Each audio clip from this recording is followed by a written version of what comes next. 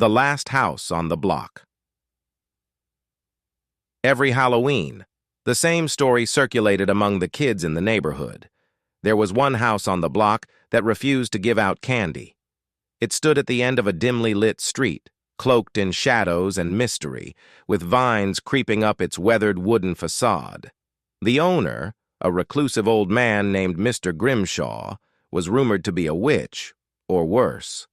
Parents often warned their children to stay away, claiming he was a sorcerer who collected the souls of misbehaving kids. As Halloween approached, excitement filled the air, and this year, a group of daring friends decided they would confront Mr. Grimshaw. Jason, the bravest of the group, declared, "Let's sneak into his yard and see what he's hiding. I heard he has the best candy around." The others were hesitant, but Jason's enthusiasm was infectious. With a mix of fear and thrill, they devised a plan to enter the old man's property after dark. On Halloween night, cloaked in their costumes, Jason, Mia, Sarah, and Tyler crept down the street, hearts pounding with adrenaline. They reached the wrought iron gate that led into Mr. Grimshaw's yard. The gate creaked ominously as they pushed it open, revealing a wild garden overgrown with thorny bushes and eerie shadows. The moonlight barely illuminated the path ahead, adding an air of foreboding to their adventure. "Are you sure about this?" Sarah whispered, glancing around nervously. "What if he catches us?" "Don't be a chicken," Jason said, waving her off. "We're just looking for some candy." They made their way to the back of the house, where a flickering light glowed from an open window. It cast strange shadows that danced along the walls. When they reached the back door, they found it slightly ajar. With a shared nod, they slipped inside. The room they entered was filled with bizarre trinkets. Jars of strange concoctions lined the shelves, and dusty books were piled high on the table. In one corner sat an old cauldron bubbling with a thick, dark liquid. Their eyes widened with a mix of wonder and apprehension. But the real treasure was spread across the kitchen counter, a treasure trove of candy, colorful wrappers, chocolate bars, and bags of sweets that beckoned to them like sirens. "Wow, look at all this," Tyler exclaimed, reaching for a handful of candy.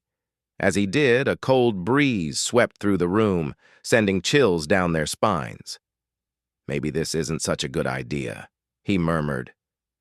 Ignoring the warning signs, the group began to fill their bags with candy, laughing and shoving treats into their costumes. But as they gathered the sweets, each child suddenly felt an odd sensation, like something was slipping away. Jason looked at his friends, confused. "Did you guys feel that?" "What do you mean?" Mia asked, her eyes wide.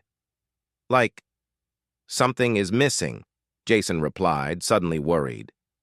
They brushed it off as nerves and continued collecting candy until they could carry no more. However, as they turned to leave, the atmosphere shifted. The door slammed shut, locking them in, and the lights flickered ominously. "Uh-oh! We should get out of here!" Mia shouted. But just as she spoke, a voice echoed through the room, deep and menacing. "You dare take what is not yours!" Panic set in as the children realized they were trapped. The voice continued, "For every piece of candy you've taken, something precious from your life will be lost. Return it before the clock strikes midnight, or you will be marked by the curse of this house." "What does that mean?" Tyler gasped, clutching his bag of candy as if it were a lifeline. Suddenly, Mia cried out, "My bracelet! It's gone!" She looked down in horror, her wrist bare where a cherished family heirloom had once rested. The reality of the curse began to sink in. Each child checked their pockets and found items missing, toys, photos, even small amounts of money. "We have to return the candy," Jason shouted, determination fueling his voice. "It's the only way." As they scrambled to gather the sweets, the old cauldron began to bubble more violently, and shadows danced around them, whispering threats of what would happen if they failed. With each piece of candy they returned to the counter, they felt the weight of their losses begin to lift. but time was running out. Finally, with only moments to spare, they hurriedly returned the last of the candy. The moment the last piece hit the counter, the lights flickered again, and the door swung open. They dashed outside into the cool night air, breathless and shaken. The group raced down the street, not daring to look back at the cursed house. As they reached their own neighborhood, they felt a wave of relief wash over them. The haunting whispers faded into the night, but they all knew they would never forget the night they dared to challenge Mr. Grimshaw and the horrors of the last house on the block. From that day on, they kept a safe distance from Mr. Grimshaw's home.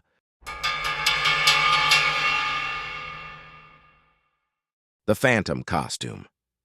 It was Halloween night and I had nothing to wear. I rummaged through every box of old costumes we had at home, but found nothing that felt right. That's when I remembered the attic. My grandmother always kept some of the strangest things up there, including old clothing and knickknacks from her past. Curiosity got the better of me, so I decided to see if I could find anything unique for the party that night. After climbing up the creaky stairs to the attic, I stumbled upon a large, dusty trunk. Inside, tucked away beneath layers of lace and forgotten relics, was an old costume. It was a long, flowing gown, faded white, with intricate stitching around the collar and cuffs. Something about it seemed different, older than anything I'd ever seen before. Perfect for Halloween, I thought. Without a second thought, I took the gown downstairs, excited to show it off. At the party, the costume was a hit. People kept complimenting how authentic it looked, as if it had been made just for the occasion. But as the night went on, I started feeling strange. At first, it was subtle, almost like a shiver running down my spine. But soon I realized that my movements weren't entirely my own. Each step I took felt unnatural, as if I was being led rather than walking of my own accord. I brushed it off, thinking it was just my imagination or the excitement of the party. But as the night continued, it became harder to ignore. When I spoke, the words didn't feel like mine. They were harsher, colder, as though I had taken on a different personality. And it wasn't just my voice that had changed. My actions grew more erratic. I found myself glaring at people I had no issue with, feeling a rising anger that didn't belong to me. Suddenly it hit me. The character I had joked about portraying for the night, a vengeful spirit, was becoming real. The costume wasn't just fabric, it carried with it something darker, something alive. I could feel its grip tightening with every passing minute, and I was losing control. In a panic, I tried to take it off, but the gown clung to me as if sewn into my skin. The more I pulled, the tighter it seemed to bind. My hands trembled, and I realized this wasn't a typical Halloween costume. It was a prison, and I was its prisoner. I raced to the mirror, hoping to see some sign of what was happening. The reflection that stared back at me wasn't entirely my own. My eyes, once familiar, were now filled with malice. The gown had transformed, too. It was no longer the faded white I had pulled from the trunk. It had turned a deeper shade, dark and heavy, like mourning clothes from a forgotten era. My heart pounded in my chest as the realization sank in. The costume was trying to take over. I was becoming the vengeful spirit I had mocked earlier in the evening. It wanted revenge, not just on those at the party, but on anyone who crossed its path. And the worst part? I didn't know how to stop it. Desperation set in as I tore at the seams of the gown, but nothing worked. I could feel my mind slipping further away, my thoughts clouded by rage that wasn't my own. The gown had its claws in me, and it wasn't letting go. Then, out of nowhere, I remembered the attic, the trunk, and the strange aura the costume had given off when I first pulled it out. Maybe the answer was there, hidden somewhere among the relics of my grandmother's past. Without wasting another second, I left the party and ran home, still wearing the cursed gown. The journey up to the attic felt like a race against time. Each step was harder to take, each breath more labored as the spirit inside the costume fought to take control. When I reached the attic, I frantically searched through the trunk. Buried at the bottom was an old, tattered piece of parchment. It was written in my grandmother's handwriting, a warning, I realized, about the very gown I was wearing. The note described how the gown had once belonged to a woman wronged in life, who had sworn to take her revenge from beyond the grave. The only way to break the curse, according to the note, was to return the gown to its rightful place before midnight. If I failed, I would be lost to the spirit forever. With the clock ticking down, I grabbed the gown and raced back to the attic, the same place where it had been hidden for years. As I laid it down, I felt an overwhelming sense of relief, like a weight had been lifted from my chest. The gown lay still, lifeless, as if whatever force had possessed it was now gone. Breathing heavily, I glanced at the clock. It was just a minute to midnight. I had barely made it.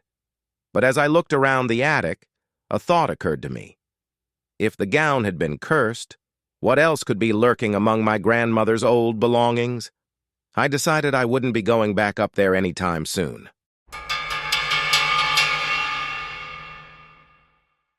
The Harvest Festival in the village of Raven's Hollow had always been a time of celebration. Every year, as the crops were gathered and the leaves turned golden, the villagers would come together to mark the end of the harvest season. The festival was a blend of old traditions and communal joy, with dancing, feasting, and rituals that had been passed down for generations. But this year, something was different. The festival coincided with a rare blood moon, casting an eerie red glow over the village. The air felt heavier, charged with a strange energy that made the hair on the back of my neck stand up. My girlfriend and I had only recently moved to Raven's Hollow, drawn by its charm and the promise of a quiet life. We were excited to experience the festival for the first time, but as the night wore on, our excitement turned to unease. It started with the villagers. People we had met in passing, kind, welcoming faces, began to act strangely.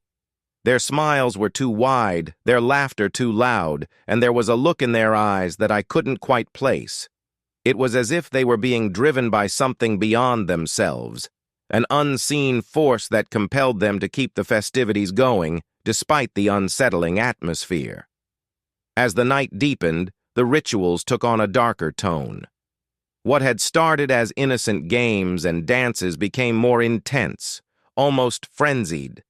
The villagers moved with a purpose that felt unnatural, their movements synchronized in a way that made my skin crawl. The chants, which had once sounded like a celebration, now echoed through the night with a sinister edge. I noticed my girlfriend's discomfort growing, mirroring my own. We exchanged nervous glances, silently agreeing that something was very wrong. We decided to leave the main square and explore the village, hoping to find some explanation for the bizarre turn of events. As we walked, the sounds of the festival faded into the distance, replaced by an oppressive silence that hung over the village like a shroud. That's when we stumbled upon the old church at the edge of the village, a place we had been told was the heart of the community's spiritual life. But tonight, it seemed abandoned, the doors slightly ajar, creaking in the wind. We hesitated, then pushed the doors open and stepped inside. The interior was dimly lit by candles placed haphazardly along the walls. The air was thick with the smell of incense, almost choking in its intensity. At the far end of the room, where the altar should have been, we saw something that made our blood run cold. An elaborate setup was being prepared, an altar of sorts, but not for worship. It was a place of sacrifice. As we crept closer, the details became clear. The altar was stained with something dark, and the symbols carved into its surface were unlike anything we had ever seen. They were ancient, malevolent, and they pulsed with a life of their own under the glow of the blood moon. Surrounding the altar were villagers, their expressions blank, their eyes fixed on the scene with a kind of detached reverence. Before we could react, we heard footsteps behind us. We turned to see the village elder, a man who had always greeted us with warmth and kindness, now wearing an expression that sent chills down my spine. He told us, with a voice devoid of emotion, that the festival was more than just a celebration. It was a ritual, one that had been performed for centuries to ensure the village's survival. Under the blood moon, the veil between worlds was thin, and the harvest had to be secured not just with hard work, but with a blood sacrifice. The villagers' strange behavior, the escalating intensity of the rituals, it all made sense now. They were preparing for the culmination of the festival, the final act that would guarantee their safety for another year. We were the outsiders, the newcomers, and we had been brought here for a reason. As the elder explained the truth, the villagers began to close in around us, their expressions unreadable, their intentions clear. Panic surged through us, and we bolted for the door, pushing past the villagers who seemed to move in slow motion. We ran through the village, the blood moon lighting our path as we made our way to the edge of Raven's Hollow. The sounds of the festival, now more like a ritualistic chant, followed us, growing fainter as we reached the cover of the forest. We didn't stop running until the village was far behind us, and the blood moon had begun to sink below the horizon. The next day, when we tried to speak of what we had seen, no one would believe us. The village was back to its serene, welcoming self, and the harvest festival was spoken of as a success. But we knew the truth. Raven's Hollow was a place of dark traditions, where the harvest wasn't just reaped from the fields, but from the blood of those who were unlucky enough to be caught under the blood moon's gaze. We left the village soon after, but the memory of that night, of the harvest festival's true purpose, will haunt us forever.